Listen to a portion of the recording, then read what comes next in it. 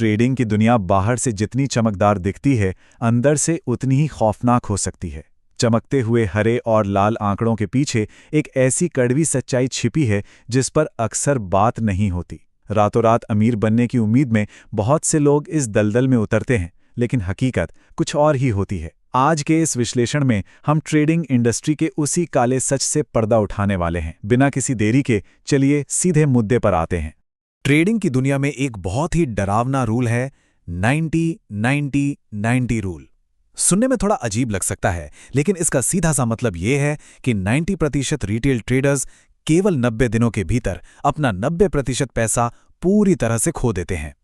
ये कोई मनगढ़ंत कहानी या डराने वाला आंकड़ा नहीं है, बल्कि एक कड़वा सांख्यिकीय सच है जो हर नए ट्रेडर के सामने आकर खड़ा हो जाता है। तो स्वाभाविक सा सवाल ये उठता है कि आखिर इतने बड़े पैमाने पर विफलता क्यों तय है? क्या यह सिर्फ बाजार के ज्ञान की कमी है? बिल्कुल नहीं। प्रसिद्ध ट्रेडिंग मनोवैज्ञानिक मार्क डगलस ने इसे बहुत गहराई से समझाया है। उनके अनुसार ट्रेडिंग में होने वाली ज्यादातर गलतियां जानकारी की कमी से नहीं, बल्कि डर यानी फियर के कारण होती हैं। डर की वजह से होने वाली हिचकिचाहट और आंतरिक संघर्ष एक ट्रेडर को पूरी तरह पंगु बना देते हैं। और जब इस डर को एक ऐसे सिस्टम के साथ मिला दिया जाता है जो पहले से ही रिटेल ट्रेडर्स के खिलाफ सेट है, तो विफलता लगभग तय हो जाती है। तो इस पूरे खेल को समझने के लिए हम इस विश्लेषण को 4 हिस्सों में बांटेंगे।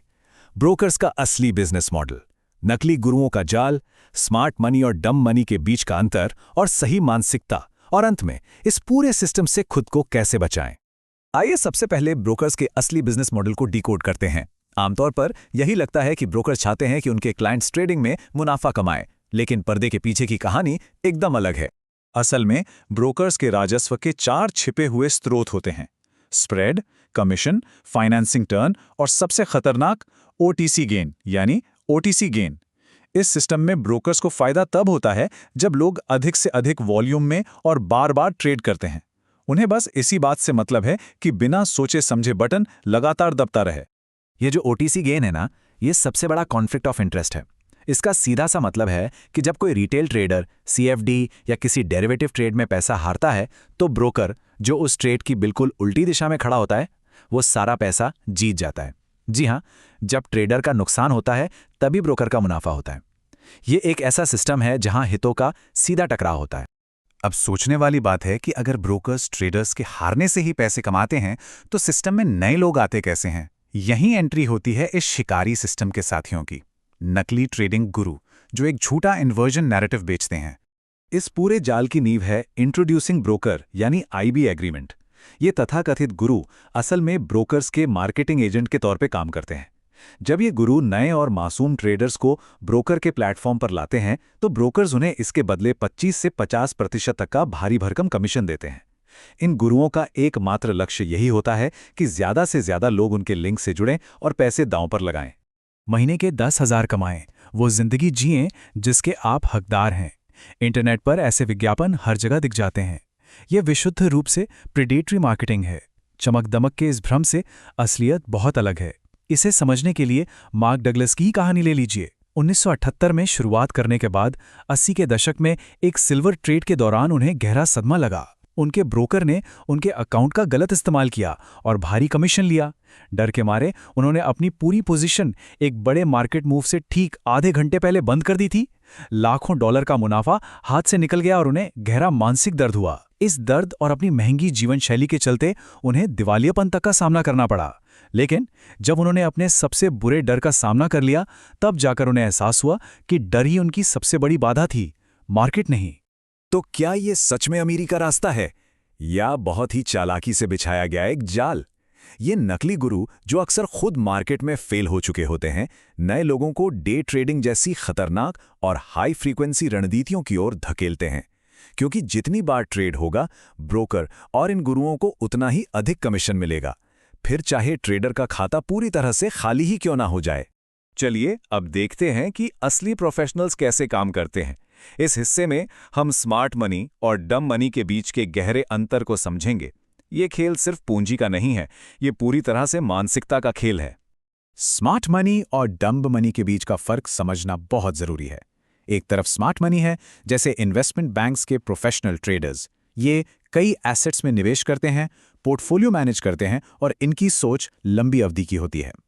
मार्क डगलस के अनुसार एक सफल प्रोफेशनल डर के बिना एक केयर फ्री मानसिक स्थिति में ट्रेड करता है।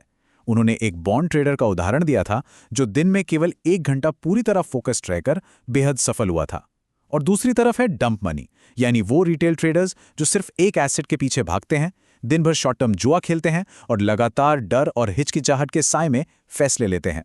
ट्रेडिंग में निरंतरता या कंसिस्टेंसी का असली मतलब जोखिम को संतुलित करके मुनाफा कमाना है, न कि कोई बाइनरी जुआ खेलना। प्रोफेशनल्स हमेशा अपनी पूंजी की सुरक्षा को सबसे ऊपर रखते हैं। मार्क डगलस इसे प्रॉफिट गैप का नाम देते हैं, यानी ट्रेडिंग पद्धति की क्षमता और वास्तविक परिणामों के बीच का अंतर। इस गैप को केवल बाजार के बारे में और किताबें पढ़कर नहीं भरा जा सकता। इसके लिए खुद की मानसिकता को समझना होगा और मन से डर को पूरी तरह निकाल फेंकना होगा। रातों रात अमीर बनने की दौड़ किसी काम नहीं आती। ये सब जानने के बाद सबसे अहम मुद्दे पर आते हैं। इस पूरी इंडस्ट्री और इसके खतरनाक जाल से अपनी मेहनत की कमाई को कैसे बचाया जाए। इस जाल से बचने का सबसे सटीक और सीधा तरीका है एक वेरिफिकेशन चेकलिस्ट अपनाना। अगर कोई इंटरनेट पर खुद को ट्रेडिंग गुरु बताता है तो सबसे पहले उनसे उनका IB एग्रीमेंट मांगना चाहिए, ताकि छिपे हुए कमीशन का पर्दाफाश हो सके। उनकी रेगुलेटरी हिस्ट्री चेक करनी चाहिए, जैसे FCA या FINRA पर, यह देखने के लिए कि क्या उन्होंने कभी असल में कानूनी तौर पर किसी और का पैसा मैनेज किया भी है। और संभव हो तो ब्लूमबर्ग टर्मिनल पर उनके करियर को वेरीफाई करना चाहिए, क्योंकि असली प्रोफेशनल्स का हमेशा एक पारदर्शी और पब्लिक रिकॉर्ड होता है। ये पूरा विश्लेषण हमें एक बहुत ही गहरे विचार पर लाकर छोड़ देता है। क्या कोई डम मनी बनकर डर और भ्रम के साए में अपना पैसा खोना पसंद करेगा, या फिर स्मार्ट मनी की तरह पेशेवर संदेह, पारदर्शी जांच और एक निडर केयरफ्री मानसिकता के साथ बाजार में उतरेगा? जाल तो हर तरफ बिछे हैं, लेकिन सही जानकारी और बिना डर के ट्रेड करने की मानसिक स्किल ही इस खेल में टिके रहने का एकमात्र असली हथियार है। ऐसे में एक समझदार इंसान का अगला कदम क्या होना चाहिए?